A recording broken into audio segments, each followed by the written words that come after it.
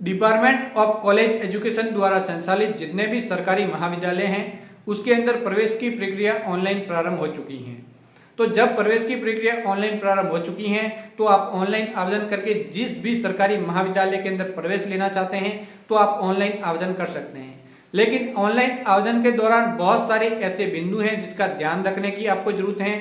बहुत सारे लोग गलती करते हैं और उसके बाद उसका फॉर्म सबमिट कर लेते हैं और उसके बाद उनको पता ही नहीं रहता कि मेरे फॉर्म में गलती रह गई और उसको आगे जाके बहुत सारी समस्याओं का सामना करना पड़ता है। तो इसके लिए जरूरी है कि आप इस वीडियो को एंड तक देखें, हर एक जानकारी को लेने की कोशिश करें।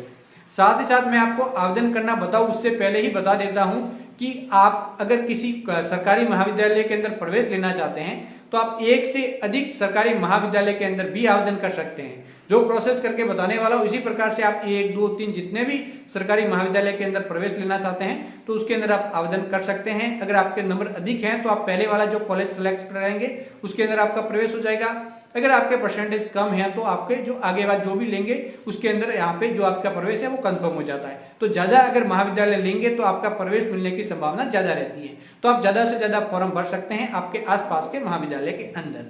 अब आवेदन के दौरान कुछ एक डॉक्यूमेंट भी लगते हैं अलग अलग कैटेगरी के अनुसार, जो मैं आपको आवेदन करके सिखाने वाला हूं उसी के अंदर डॉक्यूमेंट बताऊंगा और डॉक्यूमेंट के कुछ एक नियम भी बताऊंगा जो कि आपको जानना सबसे ज्यादा जरूरी है। तो इसलिए इस वीडियो को आपको एंड तक देखना है।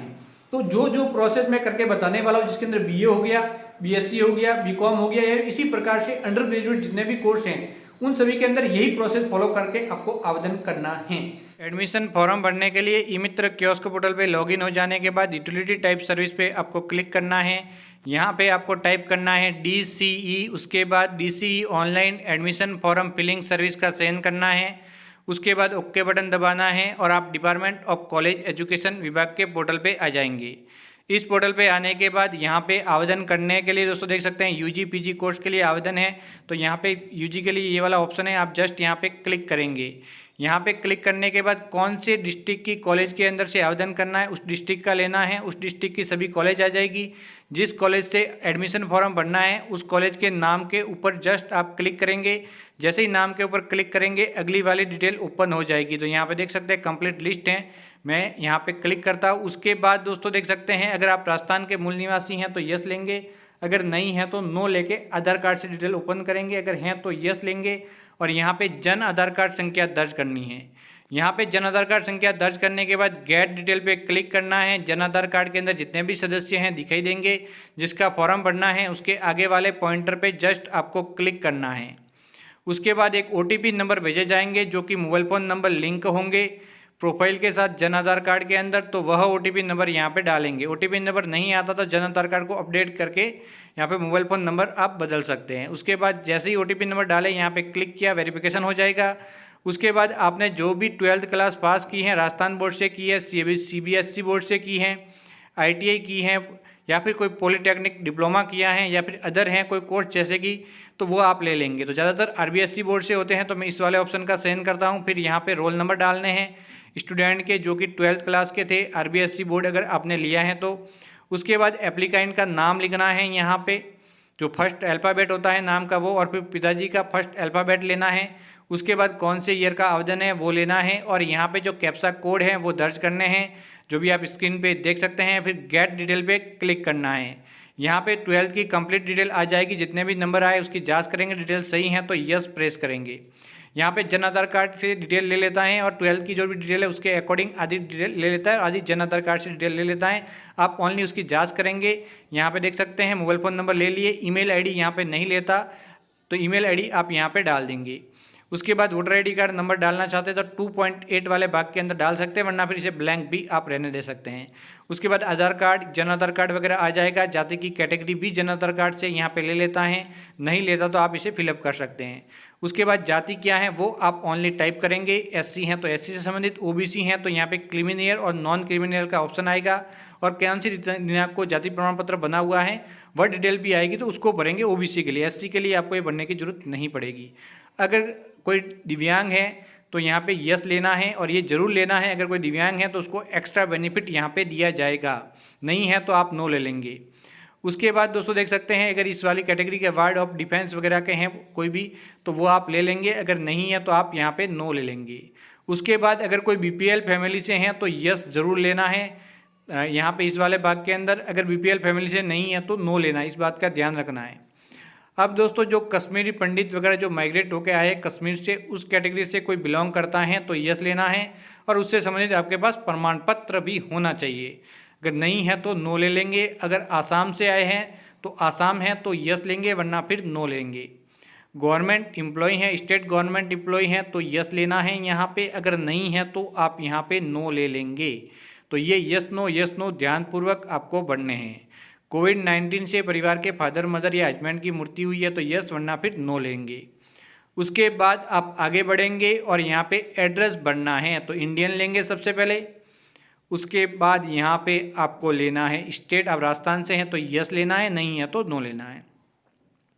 उसके बाद यहाँ पे कंप्लीट एड्रेस फिलअप करना है। आपका एड्रेस क्या है, मोहल्ला सहित, जैसे इस मोहल्ला विलेज वगैरह आप यहाँ पे कंप्लीट डिटेल में लिख लेंगे।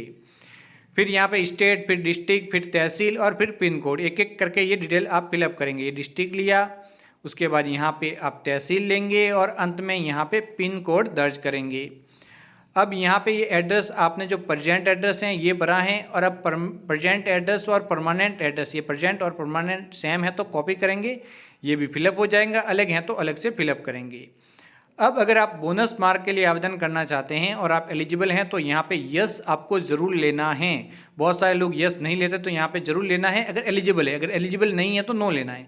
अब एलिजिबल कब होंगे तो ये दोस्तों देख सकते हैं, ये सभी काम अगर आपने 12th लेवल तक किए हुए हैं तो आप यस हैं, और इससे संबंधित आपके पास प्रमाण पत्र भी होना चाहिए, तभी आपको ये यस लेना है, वरना फिर आप यहाँ पे नो ले लेंगे।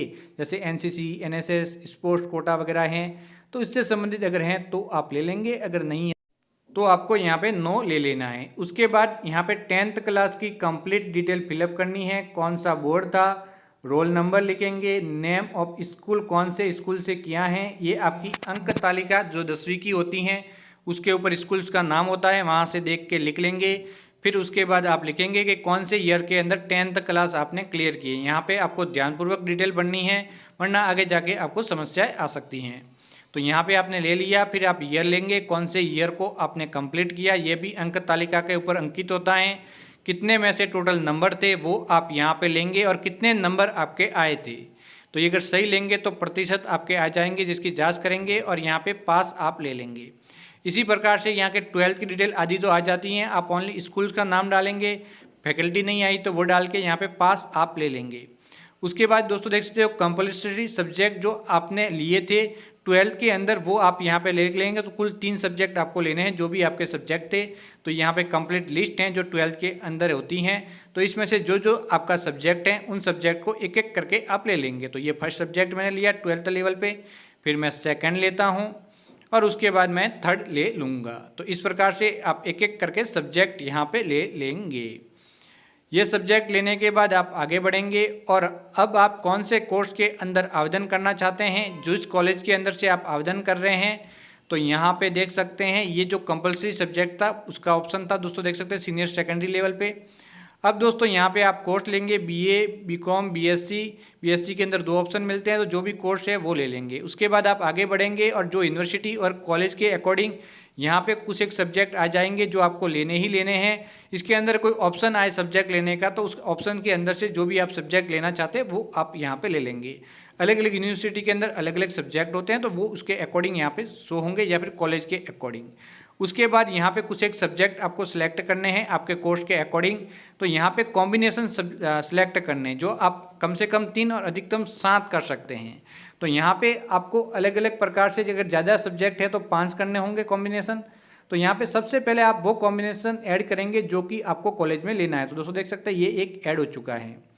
अब उसके बाद आपको क्या करना है कि आपको दूसरे लेने हैं। जैसे यहाँ पे देख सकते हैं अधिकतम 3 है, अगर किसी के अंदर कम सब्जेक्ट है तो 3 ही लेंगे। अगर ज़्यादा सब्जेक्ट, जैसे इस वाले कॉलेज के अंदर ज़्यादा सब्जेक्ट है बीए के अंदर, तो मुझे कुल 5 कॉम्बिनेशन लेने होंगे तभी मेरा फॉर्म आगे बढ़ पाएगा। तो मैं यहाँ पे कुछ एक और कॉम्बिनेशन लेता हूँ। फर्स्ट कॉम्बिनेशन आपको करेक्ट लेना है, दूसरे जो 4 कॉम्बिनेशन है वो बाद में लेने हैं, लेकिन आप कुछ भी ले सकते हैं जो भी आप लेना चाहते हैं। तो यहाँ पे ये ले लीजिए। अब उसके बाद एक और नया ऑप्शन भी इस वर्ष जुड़ा है इसके जस्ट नीचे। तो यहाँ पे देख सकते हैं ये जो फर्स्ट वाला लिया ये 5th तक है। तो यहाँ पे देख सकते हैं वो फर्स्ट वाला है, वो आपका जो ज़रूरी सब्जेक्ट आपको लेने ही लेने वही लेना है। अब यहाँ पे प्रायोरिटी देनी है, आपका जो फेवरेट पहला सब्जेक्ट आप प्रायोरिटी किसे देना चाहते हैं, सेकंड प्रायोरिटी किसे देना चाहते हैं, तो यहाँ पे सभी सब्जेक्ट को अलग अलग आप प्रायोरिटी दे देंगे। तो फर्स्ट, सेकंड, थर्ड, फोर्थ, 5, 6 जो भी सब्जेक्ट अवेलेबल है सभी दिखाई देंगे। प्रायोरिटी आपको सबको दे देनी है। किसी कारणवश कोई सब्जेक्ट बंद हो जाए या फिर आपको एडमिशन नहीं मिले तो उसकी जगह जो प्रायोरिटी के अकॉर्डिंग आपको अगला सब्जेक्ट दे दिया जाता है। तो यहाँ पे आप प्रायोरिटी दे देंगे। ये देने के बाद आप आगे बढ़ेंगे और यहाँ पे अदर डिटेल के अंदर पेरेंट्स की डिटेल भरनी है। तो दोस्तों देख सकते हैं पेरेंट्स गार्जियन जो भी आपके हैं वो आप ले लेंगे। उसके बाद क्या काम करते हैं आपके पेरेंट्स वो आप यहाँ पे ले लेंगे और उसके बाद यहाँ पे आपको लिख लेना है। यहाँ पे आपने ले लिया, यहाँ पे एड्रेस लिख लेना है पिताजी का या फिर जिसका भी जो भी पेरेंट्स आपके हैं उसका। फिर यहाँ पे मोबाइल फ़ोन नंबर लिखने हैं पेरेंट्स के। मोबाइल फ़ोन नंबर लिखने के बाद यहाँ पे सालाना इनकम लिखनी है। जो आपका आय प्रमाण पत्र बना हुआ है, नहीं बना हुआ तो जो बनाना चाहते हैं तो जो यहाँ पे आप आय लिखेंगे उसी के अकॉर्डिंग आपको भविष्य में इस वर्ष इनकम सर्टिफिकेट बनाना होगा। तो यहाँ पे आय बिल्कुल सही लिखनी है जो भी सालाना आय है।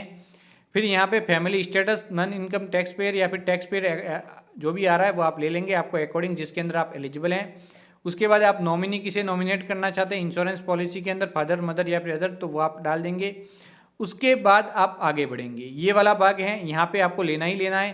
तो इसमें से एक एक करके जो प्रायोरिटी देना चाहते हैं उसके अकॉर्डिंग ले लेंगे। फर्स्ट के अंदर एनसीसी, एनएसएस जो भी आप चाहते हैं, जो फर्स्ट रखना चाहते हैं उसे फर्स्ट रखो, सेकंड रखना चाहते हैं उसे सेकंड रखो। जस्ट आप क्लिक करो और इसका सिलेक्शन हो जाता है। तो यहाँ पे भी बहुत सारे लोग परेशान होते हैं। तो ये चारों भाग लेने ही लेने हैं, ऐसा कोई नहीं है कि आप नहीं लेंगे तो फॉर्म आगे ही नहीं बढ़ पाएगा, तो आपको लेने ही लेने हैं। तो इनको जो प्रायोरिटी है वो आप अपने अकॉर्डिंग दे दें।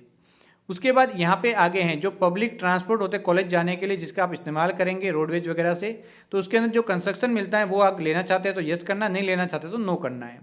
तो ज़्यादातर स्टूडेंट लेना चाहते हैं तो यस आप कर लेंगे, अगर नहीं लेना चाहते किसी कारणवश तो आप नो भी कर सकते हैं कि मैं पूरा पेमेंट करके कॉलेज जाऊँगा, तो वो आपकी मर्जी है। अब यहाँ पे देख सकते हैं आप स्किल डिप्लोमा कोर्सेज करना चाहते हैं अलॉन्ग विद डिग्री तो यस कर लेंगे।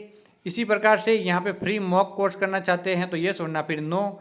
यहाँ पे दोस्तों देख सकते हैं ज्ञान डॉट प्रोग्राम में पार्टिसिपेट करना चाहते हैं, ज्ञान शुद्धि प्रोग्राम में, तो यहाँ अलग अलग प्रोग्राम है, इसके अगर आप पार्टिसिपेट करना चाहते हैं तो यस लेना है, नहीं करना चाहते तो नो लेना है। यहाँ से पढ़ के आप एक एक करके ले लेंगे। यहाँ पे देख सकते हैं ये अलग अलग एक्टिविटी हैं, ये अंत में आएंगे तो यहाँ पे देख सकते हैं ये अर्जुन दृष्टि प्रोग्राम है, तो स्पोर्ट्स से संबंधित हैं तो वो आप यहाँ पे ले लेंगे।